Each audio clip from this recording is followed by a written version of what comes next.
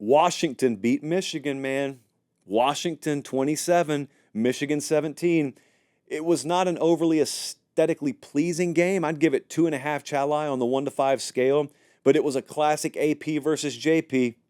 And by that, I mean the AP had Michigan ranked top 10 coming into this game. We didn't have them top 25. We thought Washington would win the game. We picked them outright, and they ended up winning, which they should because they were favored. Upset. Do we really want to use that word to describe a 2.5-point favorite winning a game? I'm not sure that that's the way I'm going to describe it, but I do have a padlock stat for you. Here it is. Here's the game. Washington had 6 red zone trips. Michigan had 1. And Michigan is not an explosive team that scores from the 50 a lot. So we got what we expected here. Will Rogers, you saw him play under Mike Leach at Mississippi State. Well, he's kind of back now. Like, he's playing very good football. He was 21 of 31 for 271, 2 touchdowns and a pick yesterday. And Washington had 7 different guys catch a pass. And in the fourth quarter, another paper pop here, the drive chart for these teams, like Washington finished Michigan off. Michigan couldn't finish. Michigan went 3-and-out, fumble, interception, end of game. And Washington went field goal, pick, touchdown, field goal. So they put 13 points on the board, or 14, whatever it was.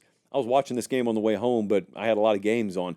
Michigan, though, they're as bad as we thought they'd be offensively. That game against USC was wonderful, and we picked them to beat USC. We thought there was a very specialized game plan there that could beat USC. But remember that week I also said this will be them at their very best in terms of rating and ranking. Like, they're not going any higher. And they aren't, and they weren't. So they almost got beat by Minnesota. They did get beat here, and the dirty secret about them is not the offense. Everyone knows it's bad. Their defense is not elite either. And that was supposed to be the thing you could count on. They got high-level players over there. Staffing, I think, is significantly down grade-wise. We've got a grade on every coach out there, and the grading that we've got on Michigan's defense, it was substantially off to the point where I didn't even point it out in the preseason because I thought it may be an outlier, but it wasn't. And as a result, they only forced 3 punts yesterday. Washington missed 2 field goals in this game, too. So Washington had 9 completions of 15-plus yards against this Michigan secondary. Like, they are not an elite unit there. They're good, but they're not an elite unit. And what are we going to do with Washington? Hold on a second. I don't want to lie to you. Now I'm looking at what will be the JP poll coming up Tuesday night.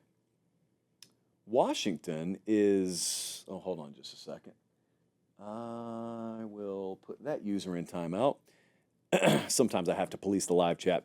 Washington's bordering on being in the JP poll this week. They lost close against Washington State on a 4th and goal. They were missed 3 field goals against Rutgers away from winning that game.